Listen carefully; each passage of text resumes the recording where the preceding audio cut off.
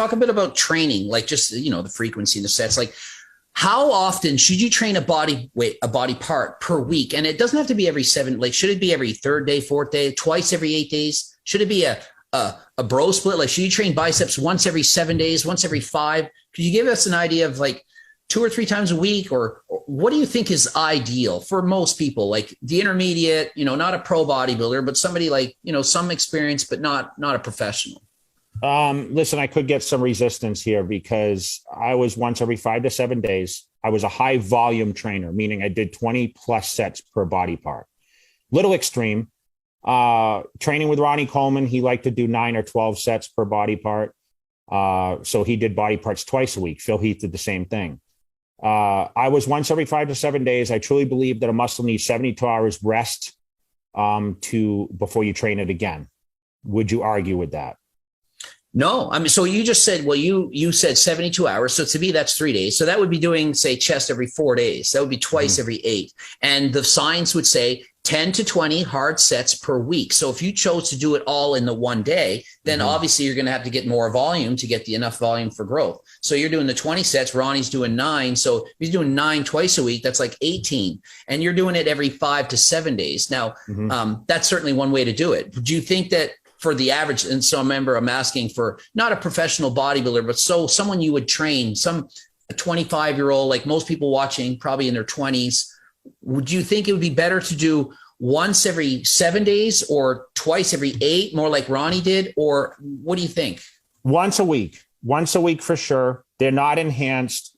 They're not looking at, I want my arms to get better. So, okay, let's work on that body part twice a week. Like, you're talking about a general person that just wants to be in shape once every 7 days for sure, or whatever. I think, like I do back one day, legs one day. I do shoulders and triceps. I do chest and biceps.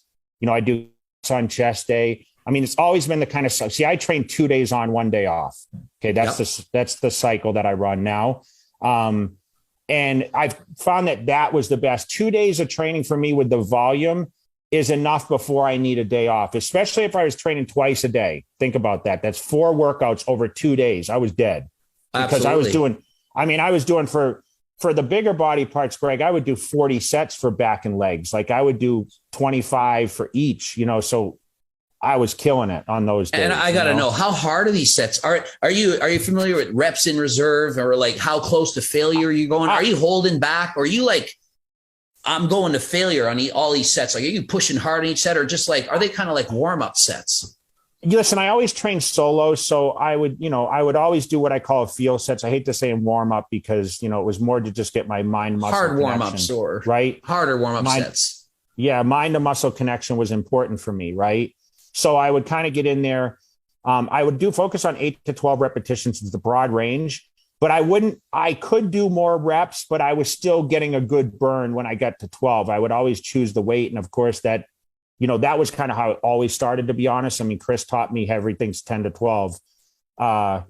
And that's kind of what I stay with. But listen, it was the rest time is what was efficient for me. It was 45 to 60 seconds rest between every set, which when you're doing, 405 or 500 pound squats, like, listen, I was on the floor. I mean, doing T-bar rows with, 8 to 10 plates, bent barbell rows of deadlifts, 400 or 500 pounds.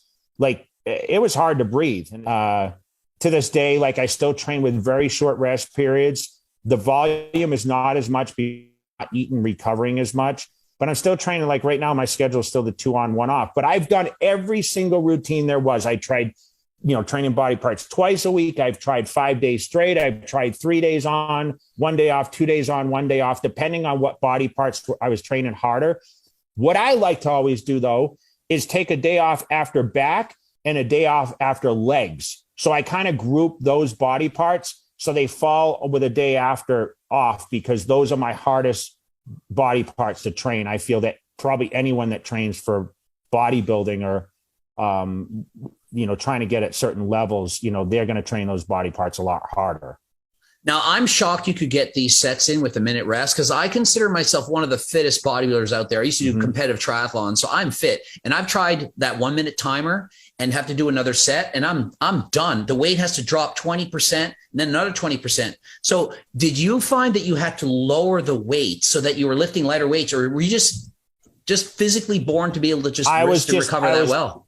I was just a machine, bro. And you know, anyone that trained with me back from 03 to 2011, there were very few people that could keep up with the pace. And that was the difference where, you know, we used to have these message boards, and I don't know if you were in bodybuilding when this is kind of before social media. And I started competing in 94. So I've been a bodybuilder forever. Just never turned pro till I was old, 35 when I turned pro. So you saw, like, people would say, Ronnie trained so much heavier than Jay. And, you know, everyone thought that was like the go-to was Ronnie Coleman squatted 800 and whatever. So Ronnie trained a lot slower than me. We trained a lot together, and we would do, you know, on the road and doing guest appearances. But my speed is really what made the difference. And I claim that helped with my intensity. It helped with my cardiovascular, meaning I could stay leaner without doing a lot of cardio. I did no cardio in the off season, to be honest, none, zero. I would just train, like I said, twice a day, even in the off season. And that kept me relatively lean. Listen, with a great diet too. Don't get me wrong. I still had more sugars and carbohydrates and less of a schedule. I would miss meals here and there because of my travel schedule, but the training was just super intense that way. And I believe that those kind of rest periods, they keep you from wandering too much. I think too many people are on their phone nowadays and social media. And I didn't bring a phone in the gym. Like no phones were allowed. If you trained with me, there was no phones allowed. And we didn't even have images like on phones then. We didn't have pictures or social media. So it was more just phone calls. If a phone rang in the gym, it would drive me crazy. So I told everyone, like, if you're going to train with me, no phones. I will not spot you. And, you know, you have to train with the same weight. I'm not going to change your weight. So if you're going to hang with me, you have to work around it. And that's kind of how I was very selfish when it came to my training, if that makes sense. Well, you have to be. And to be honest, I train completely opposite from you. So I've been a power lifter trying to set world records, bench press and stuff. So I would rest like 5-6 minutes between sets often. Mm-hmm. And I would live on my phone because I'm bored. I got to sit around for 5 minutes waiting to rest so that I can be that maximum ATP recovery. Mm-hmm. And so I would rest so long. So if I were to train with you, I'd be like, okay, you do 3 sets and then I'll do 1. You do 3 sets and I'll do 1. And that's just how I would have had to, how would I had to do it? There's no way I could go. So you were still, I watched you bench 405 for 12 on an incline bench one day. So that's ridiculous power. That's super strong. And so you could do that and then rest a minute and then kind of still get like even 8 to 10 on that second set in that 8 to 12 range. It's crazy, man. My strength would increase as I would go. It was wild. And I don't really, like I told you, I ate a lot of food. And I just got accustomed to it. I mean, that's just the way I was kind of brought up. And I think, like you said, hey, I came up as a power lifter. That's the polar opposite of being a bodybuilder, right? I mean, you're going for 1 rep max, 2 reps, whatever it is, very low repetitions. Whereas, I was always, if I couldn't do it 8 times, I didn't touch it.